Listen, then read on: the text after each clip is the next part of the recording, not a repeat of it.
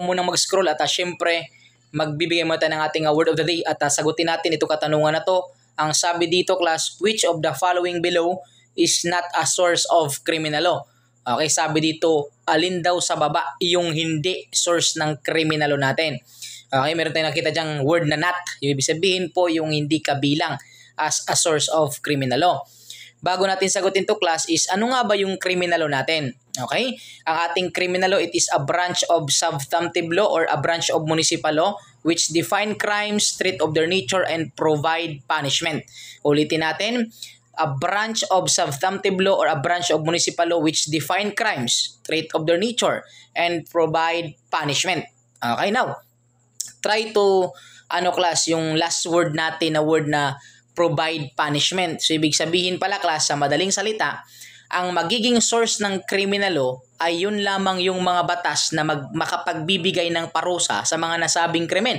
So, ibig sabihin, yun lamang magiging source of criminal law kapag yung mga nasabi nating batas ay makapagbibigay siya ng parusa or kaparusahan.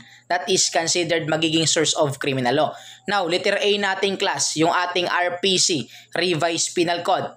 Meron ba siyang, kumbaga, nakapagbibigay ba siya ng punishment sa mga nasabing krimen?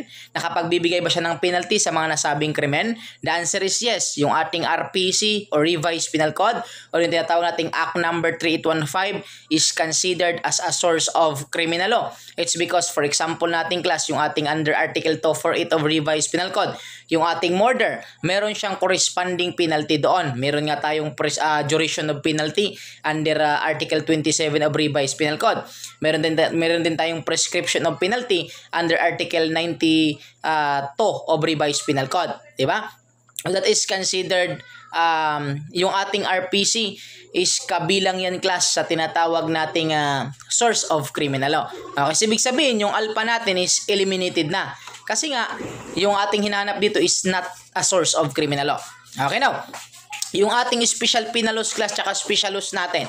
Okay? So, para hindi tayo malito, tandaan lang natin, lahat po ng batas outside RPC is considered special laws. Pero, kapag yung nasabing special laws, meron siyang corresponding penalty itself that is considered magiging special penal laws. Like for example po nating class, yung ating RA 9165, Comprehensive Dangerous Drugs Act of 2002. Wala man po yan sa ating Revised Penal Code, pero that is considered special laws kasi nga outside. Pero specifically speaking, tinatawag natin yung special penal laws kasi nga may corresponding penalty man yung nasasabi nating Republic Act 9165. So ulitin ko, lahat ng batas outside RPC ay special laws. Pero kapag nagkaroon sila ng corresponding penalty in nature, magiging special penal laws technically speaking na yon. Pero generic sense, special laws pa din yun eh. Okay? Paglabas outside the RPC, special laws yun. Paglabas outside the RPC. Pero kapag meron siyang penalty itself, magiging special penal laws yun. So, ibig sabihin pala, yung Bravo tsaka Charlie natin is counted siya as a source of criminal law.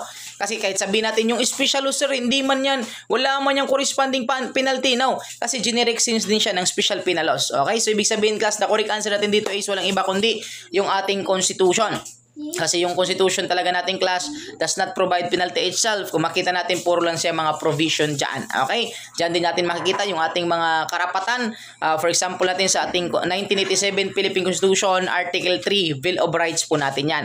Okay? And syempre, sana nakatulong sa inyo to. At syempre, ito pa din yung lingkod, your Mr. Word of the Day, Emmanuel de Master Schumann, Bila Esther Blacarlos, CVRC, National Tour and Registered Criminal Justice. Sabi sa inyo na para pumasa sa board examination, kailangan natin ang baso siya at tsamba. Baso siya, basa, sulat and share, sabi ng tsamba, tiyaga, sipag at manalangin bawat araw.